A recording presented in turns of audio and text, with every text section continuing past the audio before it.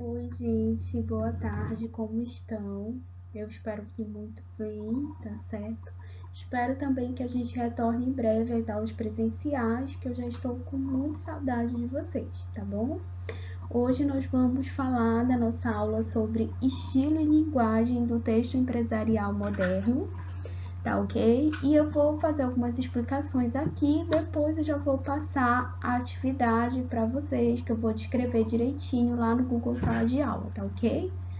Bom, então em relação ao nosso conteúdo, nós temos alguns problemas em documentos empresariais mal escritos, tá ok? E esses problemas, eles podem ser vários. Um deles é a desmotivação para a leitura, né? Se eu pegar um texto mal escrito, eu posso nem continuar a leitura dele, né? Parar quase que imediatamente, porque ele não chama atenção. Eu posso preferir trocar oralmente essas informações, então eu posso preferir utilizar o telefone ou ir presencialmente, né, até o local. Essa circulação de documentos mal escritos pode provocar a ineficiência para novos negócios, tá? Então pode ser que esses negócios eles demorem, eles não aconteçam por conta desses problemas. Conflitos internos constantes, né? Então se eu não consigo me comunicar com a minha equipe por meio de documentos, eu tendo a ter conflitos entre as pessoas da própria equipe. Retrabalho, porque você acaba tendo que reescrever ou então buscar outros meios, né, como nós falamos aqui da troca oral de informações. E pode provocar também a falta de credibilidade daquele texto. Então, quando o texto é mal escrito, pode ser que você perca a sua credibilidade enquanto profissional e a empresa que você representa também perca a credibilidade, tá bom? E aí nós podemos ver então uma série de problemas que podem ser ocasionados quando os documentos são mal escritos. Por isso que a gente precisa se preocupar com essa escrita. E aí nós temos também algumas diferenças que a gente precisa compreender entre os textos. Porque cada texto é focado em um objetivo diferente. Então, o texto jornalístico, por exemplo, está baseado completamente na informação. O objetivo dele é informar. Agora, por exemplo, nós estamos vivenciando essa pandemia e nós temos diversos veículos de informação.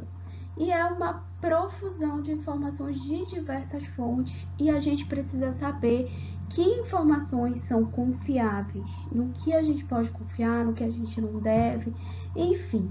Esses textos jornalísticos, eles têm essa função de informar sobre o avanço da pandemia, sobre a situação de outros países, a situação do nosso estado e do nosso país, dentre outras informações relevantes, tá? O texto literário, ele é baseado na emoção. Então, temos aqui um exemplo de texto literário, Noite de São João, né? Então, é um texto muito mais leve, muito mais descontraído, que tem por base mesmo provocar uma emoção, que pode ser raiva, pode ser estresse, pode ser preocupação, pode ser chateação, ou pode ser uma emoção muito boa, muito positiva. E o texto empresarial, que é o nosso foco, ele está baseado na ação. Ele busca alguma ação, seja ela de solicitação, seja um pedido ou a prestação de uma informação, mas ela é voltada para uma ação. Eu espero algo de alguém quando eu encaminho um texto empresarial. Então, nós temos um exemplo aqui. Pessoal, solicito estarem com o relatório das atividades prontas até o dia 3 de abril. Então, ele está solicitando, nesse caso, um relatório até uma data específica. Nessa data, envie o material ao gerente para que ele consolide as providências e ações atenciosamente e aí o fulaninho se identifica, ok? Então, vejam que são textos com objetivos diferentes. Bom, E aí nós temos as perguntas quanto ao vocabulário. Como é que esse texto empresarial ele deve ser quanto ao seu vocabulário? O vocabulário do texto empresarial, ele precisa ser sofisticado? Sim ou não? O que vocês acham? Bom, ele não precisa ser sofisticado, tá? Ele pode ser muito simples. Basta que ele seja um texto simples, um texto bem escrito que se compreenda. Simples e formal, sim ou não? Sim, tá?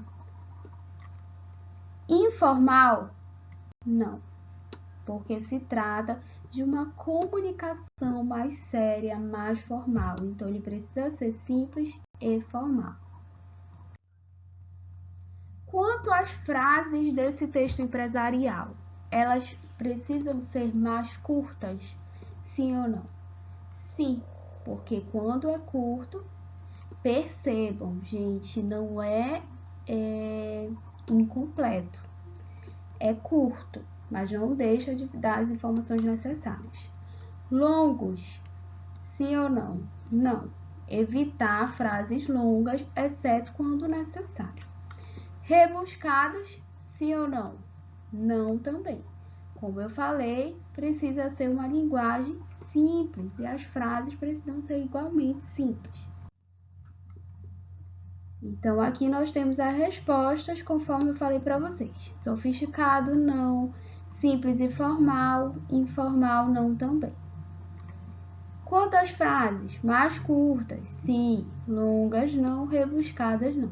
Tá ok? Esse é o nosso resultado. E aí, então, agora eu vou pedir para vocês fazerem a atividade que eu vou postar lá no Siga A, que é para reescrever essa carta considerando o que a gente acabou de dizer.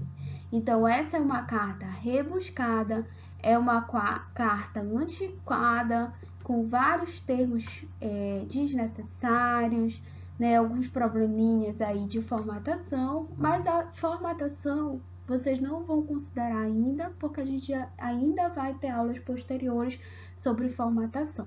Mas eu quero que vocês considerem o texto aqui para reescrever, tá?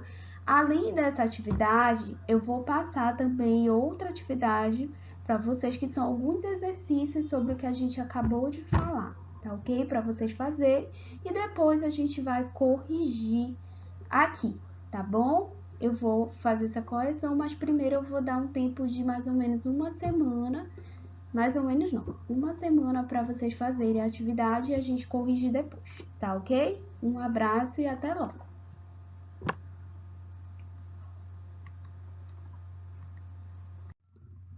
Gente, só para finalizar aqui, faltou a gente falar sobre as modalidades e níveis de língua, que vai ser importante também para vocês fazerem os exercícios, tá? Então, nós temos aqui, na língua falada, uma linguagem vulgar, tá? E na língua escrita, também uma linguagem vulgar. Como essa linguagem vulgar? É aquela que não existe preocupação com a norma gramatical, tá? Então, não preciso me preocupar aqui com a norma gramatical, tá? É geralmente usada por pessoas iletradas que não tiveram alfabetização. E a linguagem escrita, ela é utilizada, essa linguagem vulgar, só que escrita, ela é utilizada por pessoas sem escolaridade e apresenta vários erros, tá ok? Além dessa linguagem vulgar, nós temos a linguagem coloquial despreocupada, que na escrita é chamada de despreocupada. Então, é uma língua falada, usada na conversação corrente, é quando eu estou conversando, né, num grupo de amigos, jovens, tem algumas gírias, algumas expressões familiares, no nosso caso, o famoso égua, e tem um policiamento gramatical pequeno. Então, eu não me preocupo muito com as normas, com as regras gramaticais nessa linguagem coloquial. Já a linguagem despreocupada escrita, ela tem um caráter híbrido. pois ela é utilizada por pessoas escolarizadas, mas em situações que não exigem cuidado com a gramática, como em e-mails pessoais. Então, por mais que eu tenha conhecimento, eu saiba utilizar uma linguagem mais formal, mais rebuscada, mas aqui, quando eu estou escrevendo de uma forma despreocupada, por exemplo, quando eu estou mandando um e-mail para minha mãe, eu não preciso me preocupar tanto com a formalidade, com, né, a padronização, tá ok? Então, é uma linguagem mais despreocupada. Eu sei escrever corretamente, mas eu estou em um ambiente que me permite uma flexibilidade. Temos ainda a linguagem coloquial culta, que é uma linguagem fiscalizada gramaticalmente, né? Então, aqui eu já tenho um cuidado gramatical, é uma linguagem que eu, por exemplo, utilizo para ministrar aula para vocês, para dar uma reunião, uma palestra, um curso, né? E temos aqui na língua escrita a linguagem formal, em que eu sigo a norma gramatical vigente, né? Então, é aí a linguagem que a gente utiliza, por exemplo, para fazer um texto empresarial, tá ok? E temos, por fim, a linguagem formal, né, no âmbito da língua falada, que é a... Vou colocar aqui um instantinho. Temos a formal, né, no âmbito da língua falada, que imita a escrita e ela acaba soando muito artificial. Então, geralmente, basta utilizar a coloquial culta, porque a formal ela já é formal demais, né? Então, ela dificulta até o entendimento, ela acaba soando muito artificial. E no contraponto aqui, nós temos a literária, né? Que respeita as normas gramaticais. Deixa eu só retirar aqui um momento. Pronto. Embora respeite as normas gramaticais, ela pode quebrar algumas padronizações para obter o efeito de estilo desejado, unindo conteúdo e uma forma inovadora, tá? Então, ela é uma linguagem que abre permissão para o indivíduo utilizar o conteúdo de uma forma inovadora. Justamente a linguagem utilizada em livros, por exemplo, no teatro, né, que acaba sendo uma linguagem mais flexível, tá? Diferente. Então, no caso do texto empresarial, a gente utiliza aqui a língua escrita formal, tá ok? Em que eu sigo as normas gramaticais sem ser tão rebuscada, de uma forma simples, de uma forma tranquila, tá ok? E a coloquial culta, no âmbito da fala, tá? Que é a mais utilizada também nessas situações mais formais, de sala de aula, de reunião e de palestra, tá ok? Isso aqui também vai ser importante para vocês fazerem os exercícios, tá ok, gente? Um abraço e até mais!